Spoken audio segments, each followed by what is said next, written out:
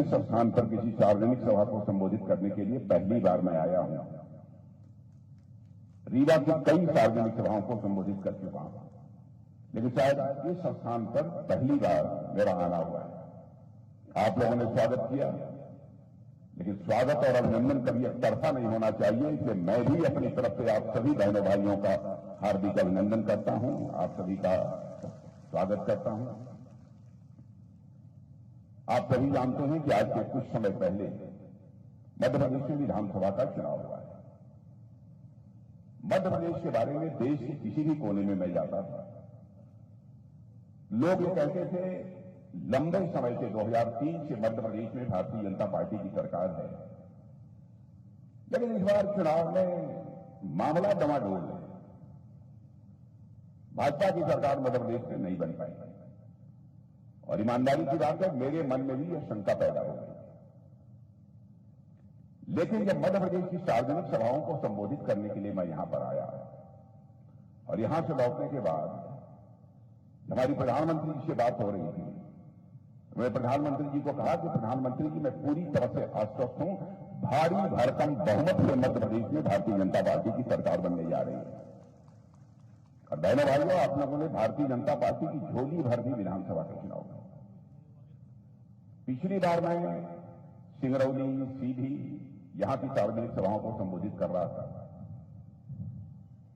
तो एक चिंता भी मैंने व्यक्त की।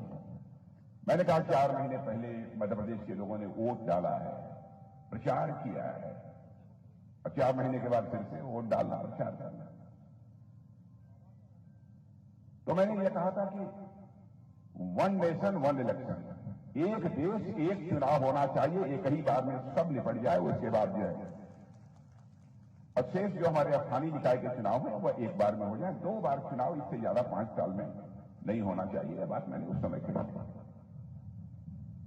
यहां के अखबारों में छपा भी होगा।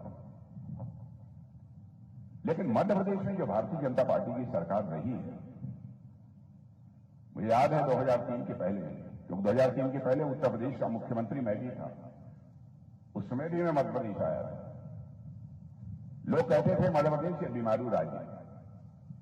2003 के बाद भी कुछ समय तक बराबर मध्य प्रदेश को लोग बीमारू राज्य ही कहते हैं, लेकिन पता नहीं आप लोगों को जानकारी है कि नहीं है। लेकिन देश के आर्थिक स्थिति के जो समीक्षक हैं वह कहते हैं कि अब 2003 के पहले का यह मध्य प्रदेश नहीं रह गया है, बल्कि जो देश का विकास का चक्का मोदी जी के नेतृत्व में तेजी से घूम रहा है, उसमें ग्रोथ इंजन की भूमिका यदि कोई निभा रहा है तो यह मध्य प्रदेश निभा रहा है। उसको आगे बढ़ाने का काम ये मध्य प्रदेश कर रहा है।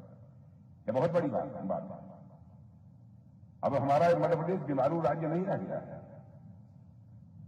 रेलवे स्टेशन का जिस तरीके से आधुनिकीकरण हो रहा है, कामों की यदि मैं गणना कराऊंगा तो अनावश्यक मेरा पूरा का पूरा समय चला जाएगा। लेकिन एक बात यहां के किसानों के लिए मैं कहना चाहता हूं, क्योंकि मैं भी किसान परिवार का ही हूं, कोई मैं बहुत बड़ा बाबू नहीं हूं, कोई मैं राजा महाराजा बड़ा नहीं हूं, मैं सामान्य किसान हूं।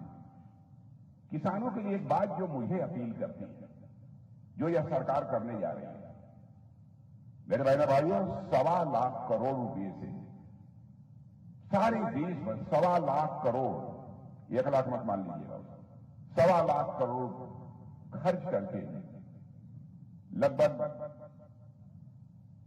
700 से अधिक ऐसे भंडार बनाने जा रही है, गोडाउन जिसे कहते हैं, गोडाउन बनाने जा रही है।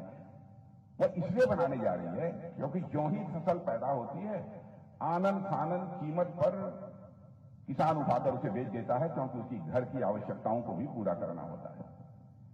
तो हमारी सरकार ने अब तय किया है कि किसान के सामने यह नौबत न आने पाए। फसल पैदा होती है, वह चाहे तो भंडार गृह में उसे रख दे और वहां से कुछ पैसा ले ले और अपना घर का खर्च पर चलाए, और जब अनाज की कीमत बढ़ जाए तब ले जाकर उसे वह बाजार में बेच दे। इसलिए यह सरकार इस क्षमता का निर्माण सारे देश भर में कर रही है। आपके क्या काम हुए हैं? अब जैसे यहां जो लोग बैठे हैं, मैं जानता हूं, यदि मैं आपसे पूछूं केंद्र सरकार की योजनाओं से किन किन लोगों का लाभ मिला है, तो मैं दावे के साथ कह सकता हूं अधिकांश लोगों को किसी को 1, किसी को 2, किसी को 3 योजनाओं का लाभ तो जरूर मिला होगा। किसी किसी को 4-4, 5-5 योजनाओं का लाभ मिला। अब मैं किसानों की बात करना चाहता हूं। हमसे कांग्रेस के लोग कहते हैं साहब 6,000 रुपया आपने किसानों को दे दिया, कौन सा बड़ा कमाल कर दिया। बहनों भाइयों, मैं किसान हूं, मैं जानता हूं 2,000 रुपया घर में किसान के लिए नहीं होता है, उसकी फसल बर्बाद हो जाती है, खाद नहीं डाल पाता है, बीज नहीं डाल पाता है, यह हालत होती है। अब मुफ्त का 6,000 रुपया यदि हमारे प्रधानमंत्री दे रहे हैं तो उसकी भी हमारे कांग्रेस के लोग आलोचना कर रहे हैं। इसका क्या मतलब है? बहुत सारी, मैं योजना की जानबूझकर चर्चा नहीं कर रहा हूं, मैं गिनाना शुरू करूंगा तो घंटे भर का समय लड़ाई के लिए चला जाएगा। और बहनों भाइयों, जिस तेजी से विकास हुआ है इस हमारे मध्य प्रदेश का और हमारे देश का जिस तेजी से विकास हुआ है, मैं एक बात बतलाना चाहता हूं आपको। सारी दुनिया में भारत के प्रति तो धारणा ही बदल गई, भारत के प्रति लोगों की धारणा ही बदल गई। और लोग यह मानते हैं,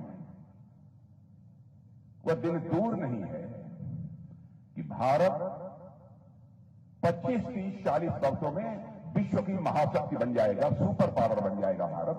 यह लोगों की धारणा बनने लगी है। अभी मैं जब दिल्ली से आ रहा था तो इलाहाबाद एयरपोर्ट पर मैं अपनी ये प्लेन से उतरा तो थोड़ी देर के लिए मैं चला गया था, वहां जो रेस्ट रूम होता है उसमें मैं चला गया था। वहां पर एक समाचार पत्र मैंने पढ़ा। समाचार पत्र में एक अमेरिका के एम्बेसडर ने, हम कहां रख दिए कागज भाई, देखो तो वहां है, मैंने नोट किया था, मैंने छोटा कागज। अमेरिका के एम्बेसडर ने, उनका एक स्टेटमेंट था, उसे मैं देख रहा था, वहां नहीं, अच्छा इसमें रखा हुआ है। अमेरिका के एम्बेसडर ने, मैं दुनिया का सबसे ताकतवर देश यदि कोई माना जाता है तो अमेरिका माना जाता है। तो अमेरिका के एम्बेसडर मिस्टर एरिक गार्सेटी, उन्होंने एक कार्यक्रम को संबोधित करते हुए कहीं पर यह कहा, कोई इंटरनेशनल फोरम था, अंतर्राष्ट्रीय मंच था, उसको संबोधित करते हुए उन्होंने कहा, अगर आप भविष्य देखना चाहते हैं, अगर आप भविष्य देखना चाहते हैं तो आप भारत में, आप यदि भविष्य को महसूस करना चाहते हैं तो आप भारत आए, और यदि आप भविष्य पर काम करना चाहते हैं तो भारत आए। यह दुनिया के सबसे शक्तिशाली देश अमेरिका के राजदूत ने कहा है। ये हम लोगों के लिए कोई छोटी बात नहीं है। और भारतीय जनता पार्टी के बारे में, और मैं तो प्रेस के दोस्तों से भी कहूंगा, हमारी कोई भी बात गलत हो तो आप अखबारों में लिख दीजिएगा, कह दीजिएगा कि राजनाथ सिंह ने झूठ बोला है। शंका हो तो हमसे बात कर लीजिएगा, हम उसका समाधान देंगे। क्योंकि आज तक जो मैंने राजनीति की है, जनता की आंखों में धूल झोंक के बहनों भाइयों कभी राजनीति नहीं की है। जनता की आंखों में आंख डालकर मैंने राजनीति बराबर, यह सावधानी हमने बरता। हम जो कहते हैं वह करते हैं। मैं यह नहीं कह रहा हूं हमारा नीचे का कार्यकर्ता कुछ बोल दिया था, किसी ने और चलते फिरते कुछ बोल दिया, उसी को भाजपा का स्टेटमेंट मानते हैं। चुनाव होता है तो घोषणा पत्र हम तैयार करते हैं, और सोच समझ नाप तौल कर हम घोषणा पत्र तैयार करते हैं। हमारे मोदी जी ने तो इतनी सावधानी बरतते हैं, 2014 में जब प्रधानमंत्री के उम्मीदवार बने थे तो राष्ट्रीय अध्यक्ष नहीं था, उस समय भी उन्होंने कहा कि राजनाथ जी देख लीजिएगा चुनावी घोषणा पत्र, कहीं कुछ ऐसा ना हो जाए हम उसमें कह दें कुछ और कर ही न पाए। और 2019 में कहा कि घोषणा कमेटी के चेयरमैन कोई बनेगा, राजनाथ सिंह ही बनेगा, हम ही को बनाएगा। 2024 में भी हम ही को बनाएगा। नाप तौल कर चीजों को चाहते हैं कि घोषणा पत्र में शामिल किया जाए ताकि जो कहा जाए वो हो। अब मैं याद दिलाना चाहता हूं, 1984 में फिर लगातार हम लोग अपने घोषणा पत्र में भाजपा ये कहती चली आ रही है कि हम हमारी सरकार बनेगी, संसद के दोनों सदनों में बहुमत मिलेगा, तो अयोध्या की धरती पर भव्य राम का मंदिर बनने से दुनिया की हमें कोई ताकत रोक नहीं पाई। बहनों भाइयों, आपने देखा कि आपने संसद के दोनों सदनों में बहुमत दे दिया, हुआ है अदालत के फैसले से, लेकिन अवसर हमको मिला है, अवसर हम लोगों को मिला है कि अयोध्या की धरती पर आज भव्य राम का मंदिर बनकर खड़ा हो गया। मर्यादा पुरुषोत्तम भगवान राम अपनी झोपड़ी से निकलकर अपने महल में स्थापित हो चुके हैं। बहने भाइयों, मुझे तो ऐसा लगता है कि भारत में अब राम राज्य आने का यह शुभ संकेत है। राम राज्य हम कहते किसे? जब लोगों के अंदर अधिकार बोध के बजाय कर्तव्य बोध यह ज्यादा पैदा हो।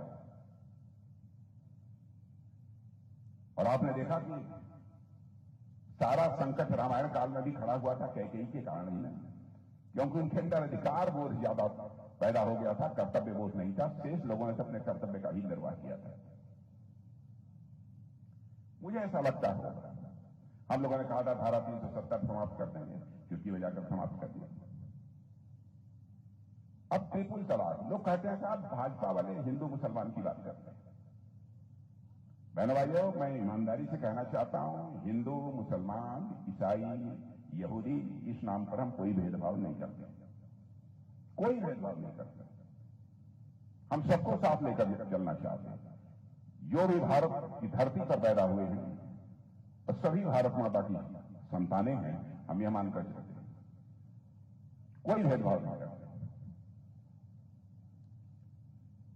और यह आरोप कब और तेजी से लगाना लोगों ने प्रारंभ किया जब हम लोगों ने कहा कि 3 तलाक की प्रथा को हम समाप्त करेंगे, ये हमारी सरकार बनेगी। हमने जब पहले कहा था, ऐसा नहीं है कि किसी की आंखों में धूल झोंक कर हमने इसे समाप्त कर दिया। हमारी प्रतिज्ञा थी, हमारा वचन था। क्यों? क्योंकि हिंदू हो, ईसाई हो, मुसलमान हो, यहूदी हो, पारसी हो, किसी परिवार की मां बहन बहनों भाई हो, तो हमारी मां बहन है यह मानकर भारतीय जनता पार्टी के लोग चलते हैं। नारी का सम्मान यह हमारी प्राचीन परंपरा रहा है। नारी को शक्ति स्वरूप माना गया है हमारे यहां देश में। अब कोई किसी से शादी करके अब 10 दिन के बाद 3 बार तलाक तलाक तलाक बोल दे, उसकी छुट्टी कर दे, तो दुनिया में कोई इसे भले ही बर्दाश्त कर ले, लेकिन भारतीय जनता पार्टी बर्दाश्त नहीं कर सकती। सत्ता आए या जाए इसकी हमको परवाह नहीं है, लेकिन नारी शक्ति को अपने हिंदुस्तान की धरती पर हम कभी अपमानित नहीं होने देंगे। यदि मैं देखूं तो बहुत सारे ऐसे मामले हैं जिन पर की बहुत दिलेरी के साथ हमारी सरकार ने कदम लिया। अब गरीबी मध्य प्रदेश के लोगों ने अच्छी खासी देखी है, मैं जानता हूं, लेकिन मैं कह सकता हूं बड़ी संख्या में लोग मध्य प्रदेश में भी गरीबी के संकट से बाहर निकले हैं, जिसे अति गरीब कहते हैं, खाने की मुसीबत। यह हालत थी मध्य प्रदेश में, क्योंकि मैं बहुत पहले से आता जा रहा हूं, मेरे रिश्ते नाते भी यहां पर यह हालत हो गई। लेकिन मैं नहीं कह रहा हूं, एक नीति आयोग है और उसके अतिरिक्त दूसरी आर्थिक संस्थाएं हैं, इन लोगों ने कहा है भारत में 25 करोड़ लोग पिछले 10 वर्षों में मोदी जी के प्रधानमंत्री बनने के बाद गरीबी की रेखा से बाहर निकल चुके हैं। बहनों भाइयों, क्या इससे हमको गौरव की अनुभूति नहीं होती? अभी बैठे बैठे मैं गिरीश जी से भी चर्चा कर रहा था, जनार्दन जी से, राजेंद्र जी से। 5-5 किलो राशन ये मुफ्त में मिल रहा है। ये 2029 तक मिलेगा, आंख बंद करके लेते रहिए, 2029 तक मिलेगा। और मध्य प्रदेश में मैं जानता हूं, मध्य प्रदेश का, उत्तर प्रदेश, बिहार सभी जगह किसी किसी परिवार में 3-3, 4-4 लोग 5-5 किलो ले रहे हैं। ईमानदारी की बात है, आप लोग चुप्पी साधे हैं, ईमानदारी की बात है कि परिवार में कहीं कहीं 3-3, 4-4, 5-5 लोग ले रहे हैं। एक परिवार में 20 किलो 25 किलो भी ये मुफ्त राशन पहुंच रहा है। यह हालत हो गई। कोई यह कहे कि हम भूख से दम, हमें परिवार भूख से दम तोड़ दिया, तो मैं समझता हूं कि वह किसी भी सूरत में संभव नहीं। शासन की संवेदनशीलता, बड़े परिवारों के भी माताएं बहनें यदि गैस सिलेंडर से खाना बनाती हैं तो सबसे गरीब महिला को भी गैस सिलेंडर से ही खाना बनाने का अवसर मिलना चाहिए। ऐसी सोच पहली बार किसी राजनीतिक पार्टी के अंदर पैदा हुई तो भारतीय जनता पार्टी में पैदा हुई। छोटी छोटी चीजें, 5 लाख रुपए तक का मुफ्त इलाज, क्या कहेंगे? ये कोई सामान्य बातें नहीं है, बहुत सारी ऐसी चीजें हैं। सब मिला जुलाकर मुझे कहना हो तो मैं कह सकता हूं बहनों भाइयों कि हमारी मोदी जी की सरकार का ट्रैक रिकॉर्ड ये बहुत ही शानदार है, बहुत ही शानदार है ट्रैक रिकॉर्ड। भारत की प्रतिष्ठा मोदी जी ने सारी दुनिया में बढ़ाई है, इसमें कहीं दो राय नहीं। मैं बहुत सोच समझ कर बोल रहा हूं, हमारे पास आंकड़े हैं, मैं सिद्ध कर सकता हूं, तो कोई टाल नहीं सकता। पता नहीं आप लोगों को बताया है लोगों ने कि नहीं बताया है, लेकिन पढ़े लिखे लोगों को जानकारी होगी। धन दौलत के मामले में, इकोनॉमी की साइज, अर्थव्यवस्था के आकार के मामले में हमारा भारत पहले दुनिया के देशों में 11वें स्थान पर था,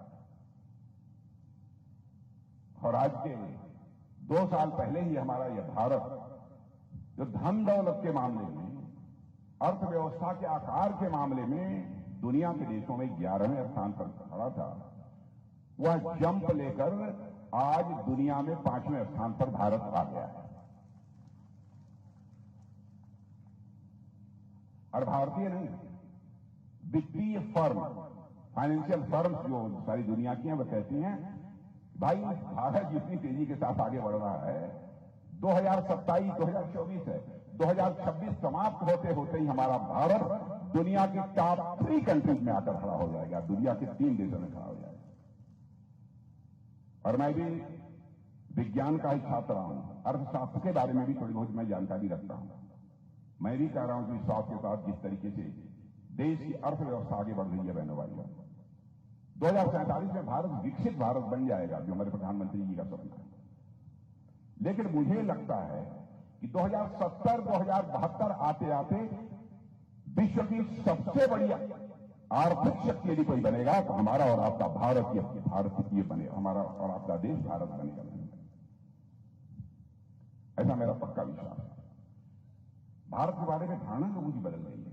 पहले हम लोग जाते थे, ये भाषण करते थे अंतर्राष्ट्रीय मंचों पर, तो हमारी बातों को गंभीरतापूर्वक नहीं लेते थे। आज यदि हम बोलते हैं तो कान खोलकर सुनते हैं कि भारत बोल क्या रहा है। ये भारत की हैसियत बन गई है। भारत का कद बहुत ऊंचा हुआ है।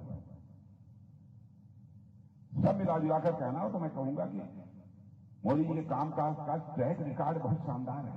अब एक घटना मैं आपको बताना चाहता हूं। मैं चूंकि रक्षा मंत्रालय से, तो हमारे इंडियन नेवी, जल सेना जानते हैं नेवी के लोग, नेवी के 8 अधिकारी कतर में काम करते थे, दूसरे देश कतर में काम करते थे, रिटायर हो चुके थे, रिटायरमेंट के बाद कतर में काम करते थे।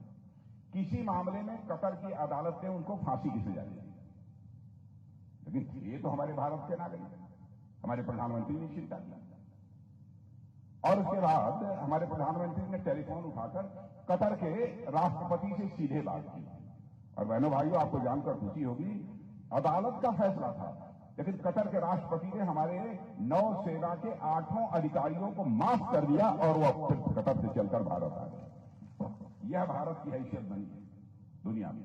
यह कोई छोटी बात नहीं है। ऐसी कई घटनाएं हैं।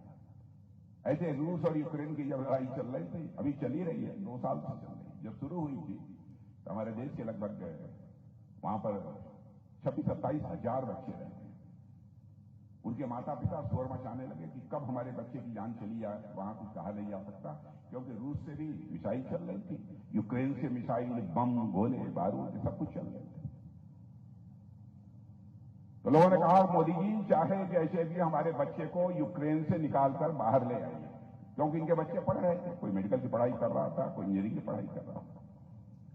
जिस काम को दुनिया में कोई नहीं कर पाया, हमारे प्रधानमंत्री ने टेलीफोन उठाया, रूस के राष्ट्रपति मिस्टर पुतिन से बात की, यूक्रेन के राष्ट्रपति मिस्टर जेलेंस्की से बात की, और अमेरिका के राष्ट्रपति मिस्टर बाइडेन से बात की।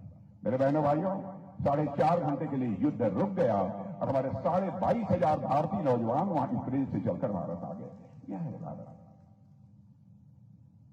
इसलिए मैं कह रहा हूं कि भारत की शक्ति को पहचानिए और इसमें आपका भी योगदान होना चाहिए, यह मेरा पक्का विश्वास है।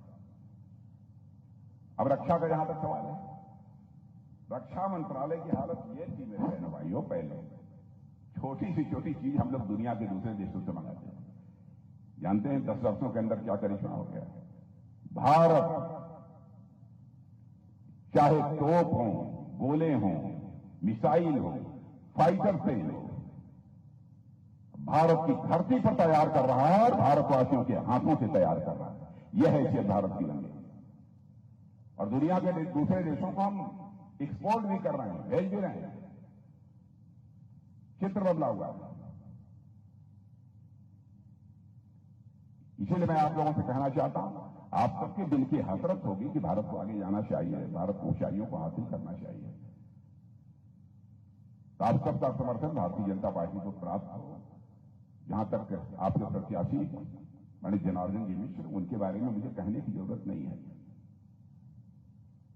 ईमानदारी से कोई भी कलेजे पर हाथ रखकर यदि पूछेगा तो कहेगा भाई चाहे जो कुछ भी हो, जनार्दन जी की सज्जनता, सरलता और ईमानदारी तीनों पर कोई मां का लाल प्रश्न चिन्ह नहीं लगा सकता है। यह बात मैं दावे के साथ कह सकता हूं। हाँ, यह कभी कोई शिकायत कर सकता है, किसी काम के लिए गया, अरे साहब हमारा फलनवा कमुआ तो नहीं है, ये तो हो जाए, मान लेते, क्योंकि भगवानों सबका काम नहीं करते। तो लोग समझता हो हम देहाती भाषा बोल नहीं लगता, लेकिन हमारी भाषा तो हमारे बोल कौनों के बोल में अंतर है। क्यों? थोड़ा अंतर है।